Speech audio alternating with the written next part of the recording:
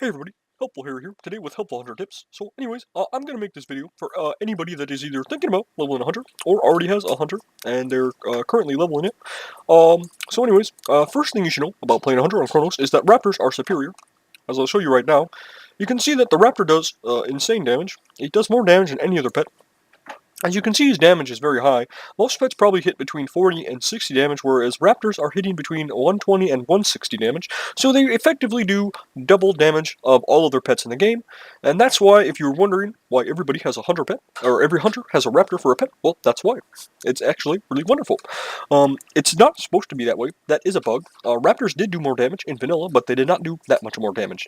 It's actually extremely overpowered with Bestial Wrath, as I've actually had my pet kill really geared people when I had no gear because I just, I hid line of sight. Like I did this, I ran up like this. Let's say that was a guy. I just sent my pet in, and then I beast wrath him. Anyways, so moving on. The biggest thing that you should know about playing a hunter on Chronos is that pet pathing is bugged. I've mentioned this several times before. But as you can see, my pet doesn't know what the fuck he's doing. He trips out, and he does that a lot. That happens a lot, and it gets really annoying when that happens. A lot of people aren't going to like that, especially in BGs, when you're trying to run up on people and you don't have your pet there because, your pet just decided, hey, I don't know how to get down from here. Anyways, moving on. So, Hunter is unique in the fact it's the only class that uses ammo. So if you're leveling a hunter and you get your hunter high up, if you want to raid with your hunter, I suggest using thorium-headed arrow because it is the best ammo that you can get in the game. It's better than the AV arrow, and it's actually cheaper because it only takes 3 thorium bars and I think either 1 or 2 rune cloth. So it's a very easy projectile to make, especially if you have an engineer. The pattern is not rare, so it's easy to come by. And the only ammo that's better than this is ammo that drops in what is it? There's the miniature cannonballs which drop in Strath Living, Cannon Master Willie, and then there is Blackrock Spire Lower, Shadow Hunter Voshkoth. He drops Doomshot. Now Doomshot is the best ammo you can get for your bows. However, you have to farm it, and you only get I think like 50 to 100 each time. So you're going to be there a while because as a anybody that's played Hunter before knows how fast you go through ammo. So that's why I suggest using the thorium-headed arrow because it's really good. Moving on, I'm going to talk about something else that I think is really useful. If you would like to level your weapon skill, for some reason, volley will actually level your weapon skill, as I will demonstrate right now.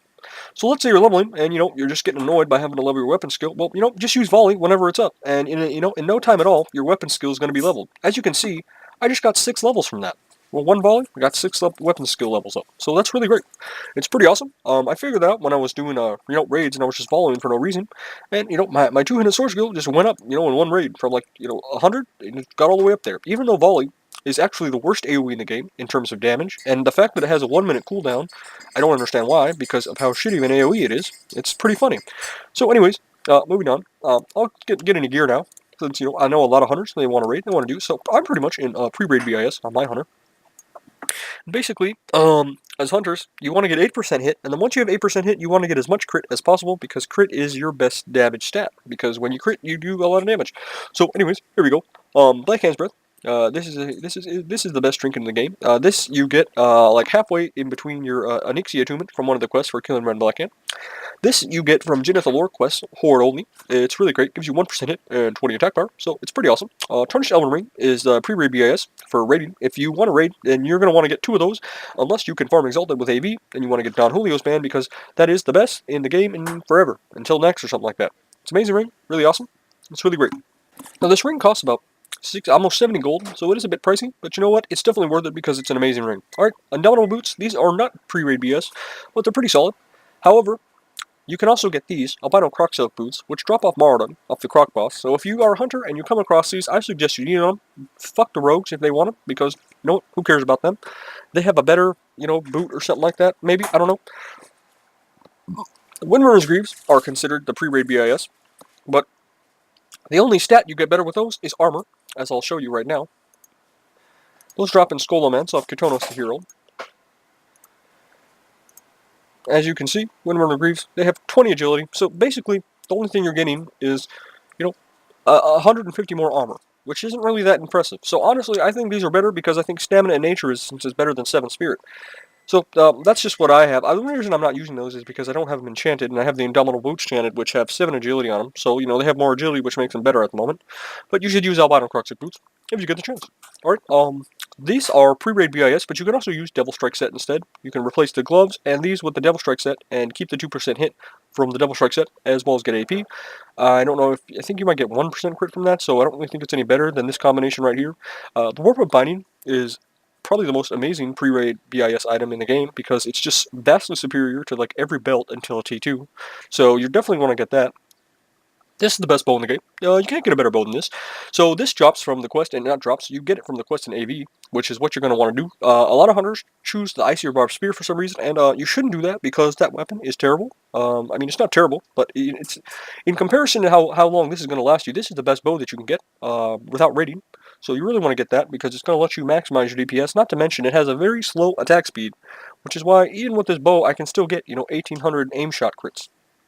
Barber's Blade is the pre-raid BAS melee weapon because it has 1% crit and 60 attack power, and with a 25 agility enchant, you have 110 attack power and 1% crit, so it's really good to boost your DPS.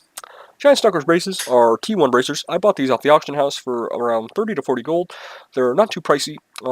They're pretty much pre-raid BIS, but you can also get the bracers from Bracers of the Eclipse, which drop in off the last boss in DM West. And they have, I think, about 10 more AP than this, but you know what? I don't think it matters. You can use either or. Ogreforged Hauberk, whatever that is. Anyways, this is not pre-raid BIS, but it's the next best thing. Pre-raid BIS is actually Savage Gladchain, which isn't, I can't click for some reason. Savage Gladchain, which drops in Blackrock Depths, and it drops off the arena. So it's actually annoying to get. I don't even think I can show it to you, because, yeah, it doesn't show. It drops off the short orc boss in the arena. And it's pretty much pre-raid BIS for hunters and warriors alike. So there's always warriors and hunters trying to farm that. I just don't want to farm it, so I use this. This drops off of King Gordok or the chest in DM North.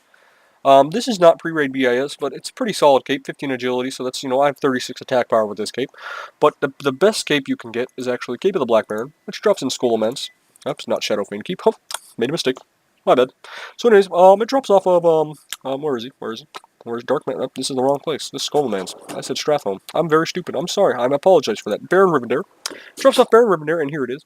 Now, this cape gives you 50 attack power, which makes it superior to all the other capes because it's the most attack power you can get on a cape, I think, until AQ, honestly.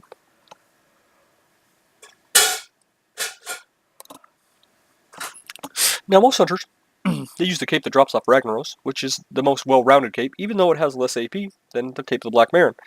But, it's better for PvP and other stuff. Where is this at? Molten Core. So, see, this is actually the best cape that you can get. Is right here. Cloak of Shrouded Mist. Gives you 22 agility, which is 44 attack power. So, basically, you're sacrificing, your 6 attack power for 12 stamina, 6 fire resistance, 6 nature resistance. So, it's a pretty good cape. You'd want to get that if you had the chance. So, it's a good cape to get. Anyways, moving on. The shoulders are absolute must. You definitely have to get these shoulders if you plan on raiding because you're going to need these to reach your 8% hit cap, which is what you need as a hunter. Once you have 8% hit, you will not miss anything in the game ever again. So it's really great to get these. Same thing with Pendant of Celerity. You definitely want to get this because it's 30 attack power and 1% chance to hit. It's basically the same thing as a Tarnished Ellis Ring. So that's why you want those. And Dragonstalker Helm is, BIS, but pre-raid BIS actually comes from a quest in DM West. You kill the last guy, you loot the chest, and then you talk to the guy, and then you go loot the chest again, and you get the back one helm, which is pre-raid BIS. It's actually not that much worse than this helmet. This helmet's just, better. But, so that's that in a nutshell. So that's pretty much all you need to know for level 100. You got the ammo, you got the pet that you need. Pet pathing is bugged. Helpful hunter tips. Anyways, another thing that I'll show you is my spec. This is the spec that I use. Now this spec is a very well balanced spec. I use this for PvP and raiding. I actually think this is pretty much the best spec in the game overall for everything because you do decent damage. You still do good DPS. I'm being attacked here. I'm going to help this guy out. Helpful hunter here. Helpful harrier. Hey everybody. Helpful harrier here. Anyways, moving on. So anyways, I really like this spec. It's pretty much the best spec in the game. Basically, you get a little bit in a frenzy. You want intimidation for PvP purposes, obviously. So you have more utility. Because if a mage tries to blink on top of you and you have intimidate, you can actually fuck that mage over right there. Because a mage getting on top of you as a hunter is not fun. It's a bad time. And it makes you die. Well, of course. Well, of course it is, friend. Yep, see? Helpful Harry. So helpful. Anyways, this is the spec I use. Now if you wanted to just do a pure PvE spec, I would not get this. I'd get that. Everything else is pretty much all that you would need. There's not really any point in getting that because they don't, raids don't want you using Hunter's Mark because it takes up a debuff slot. So there's no point really getting that. Oh, bye friend. Alright, so moving on. Anyway, so that's my spec. If you want a PvP, this is probably the best PvP spec in the game, unless you want to try playing Survival. But I wouldn't recommend playing Survival unless you have full Tier 2, because you're going to want this, right here. And Wyvern Sting is pretty good, but honestly, it's I don't know. I'd rather just have Scattershot and Intimidate. I think it's, better. This 1 minute cooldown, it's a 30-second cooldown as opposed to 2 minutes. And a lot of people can actually get out of sleep, fighting undeads and, stuff like that. So, you better watch out for that stuff. Anyway, so that's my spec. Anyway, another thing that you should know about Hunter is the DPS rotation. It's actually very simple. I'll demonstrate right now. So when you do 100 DPS, basically you're timing everything with aim shot. Now, so what you want to do is you want to aim shot first, or not aim shot, I mean auto shot first, and then aim shot, and then you want to auto shot again after aim shot, and then you multi shot, and then you auto shot again. And that's how you DPS as a Hunter. That's like the most efficient form of DPS. You always want to auto shot first, because you're basically playing off of your auto shot. Everything plays around auto shot. You want to get off as many auto shots as possible. See, he died before I could even use multi shot. So that's the 100 DPS rotation in a nutshell. You should never use Serpent Sting, ever, because first of all, it's a terrible dot. The only thing you should ever use Serpent Sting on is a rogue. And so I only have rank 1 Serpent Sting on my bar, because, if I fight a rogue, I don't want him to vanish. So that's the only reason I even have that. Otherwise, I would never use it, because it's just a waste of mana. You don't want to use that. Concussive Shot is awesome, but completely useless for PvE. So anyways, yep, that's the DPS rotation. Auto shot, aim shot, multi-shot, auto shot, and just repeat. Get quick shots up. It's real great. Anyways, so yep, that's the 100 DPS rotation in a nutshell. Very, very complex stuff. Very, very complex stuff.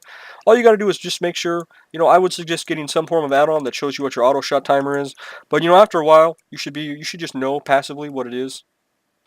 I should have sent my petted. I failed. See, that was a mistake. Oh, also, I might as well show you this macro. Now, what this macro does is, it does all this stuff. I will post this in the description so that you can see what it is. And basically what it does is it will summon your pet back to you, or send him at the enemy. And it's pretty useful because you don't really want your pet doing stuff. Anyway, so this has been helpful here with helpful Hunter tips, and I hope that everybody leveling Hunter or thinking about leveling Hunter has more insight into the class now. And I hope you all have a swell day. All right, thank you for watching Helpful Harry Helpful Hunter tips. Have a good one.